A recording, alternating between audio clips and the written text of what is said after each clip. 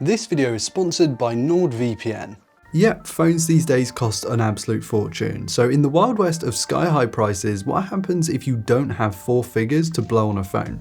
Today I'm going to walk you through some of my favourite picks for phones that cost half or less than the cost of a high-end flagship model, but actually offer far better value comparatively. Some are obvious and some are not, so let's dig in.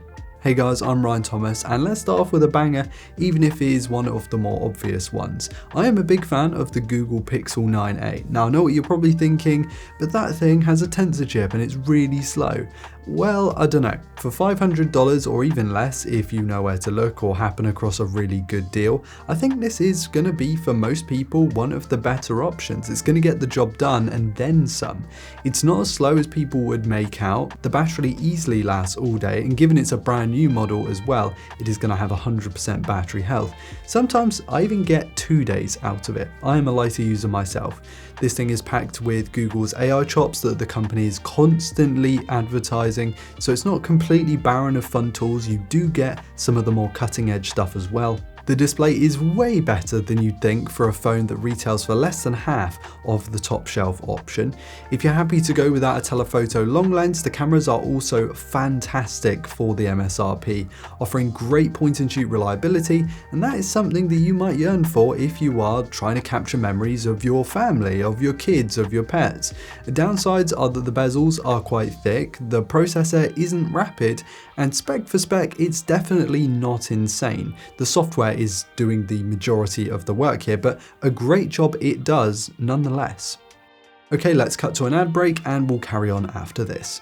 One of the most convenient and handy inventions of the last few years is certainly a VPN, and that's where this video sponsor NordVPN comes in.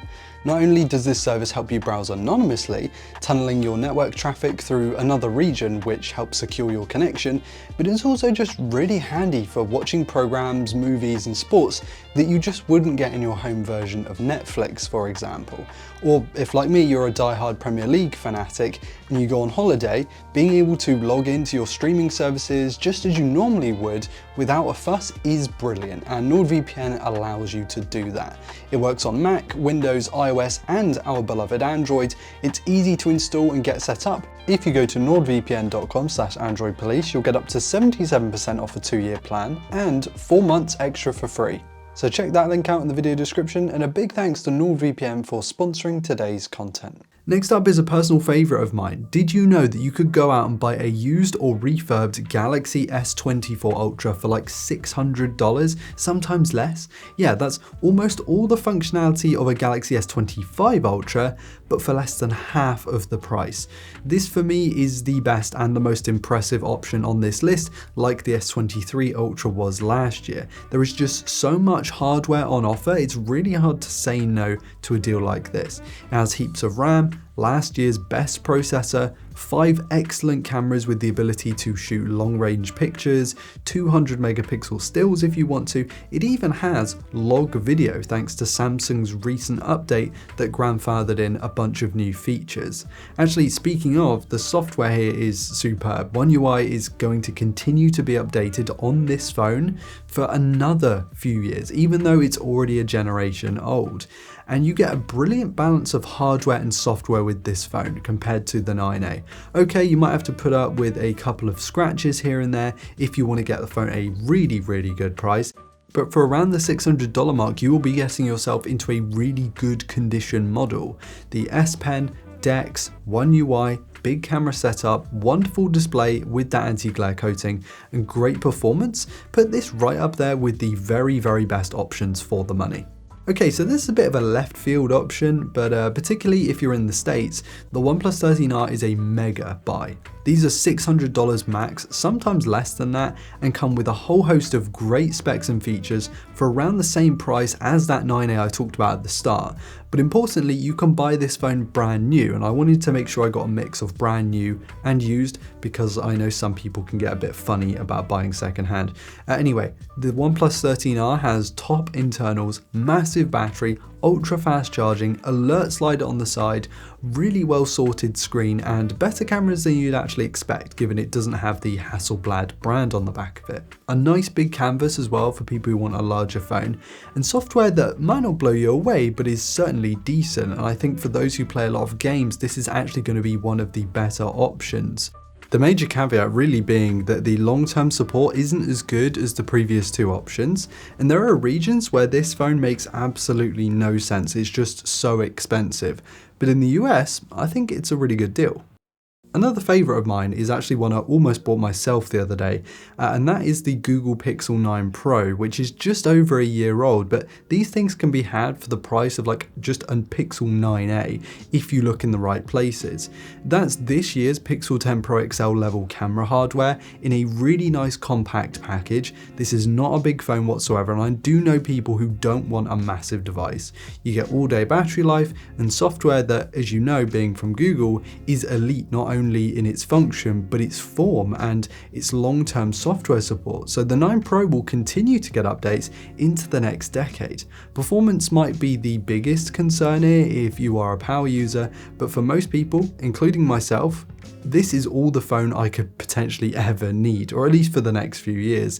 And that's before we even get into the cameras, which remain some of the best and most reliable out there. The 8K video boost, super high-end selfie shooter, and of course that telephoto lens are three standout features that you won't find on many, if any, other models in this price range. They elevate the already very strong camera stack, and the fact that you can find all of this stuff in a decent sized phone, one that isn't just massive, is underrated.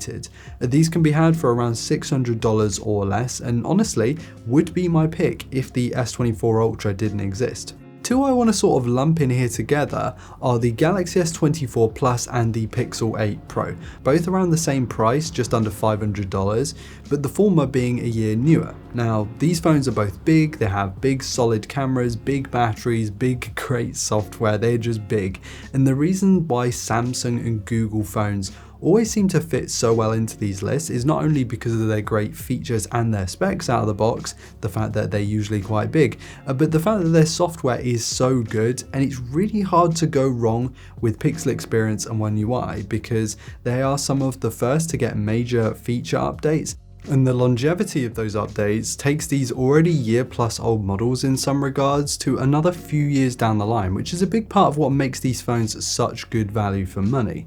Because low price doesn't equal great value for money. Yes, you can go out and buy a smartphone for $100, but it is likely to be built poorly, have barely any software updates, and basically by replacing it every couple of months, you are not going to be saving any money whatsoever. These models, at least here in the West, are a better way to spend your cash with a properly sorted smartphone experience without breaking the bank. Guys, what great deal have you managed to snag? Let me know in the comments which model you went with and how much you managed to save. Did you go used? Did you buy last year's model? Because it's almost always heavily discounted, and you're getting a phone that just a year ago was like one of the best you could buy. And if you don't buy used models, why is that? Battery health? Other people being gross? Totally understand that argument, by the way. Anyway, whilst you're down there in the comments, be sure to hit like if you enjoyed today's video and subscribe to never miss another upload. Thank you all so much for watching. I've been Ryan Thomas, and I will catch you later. Cheers.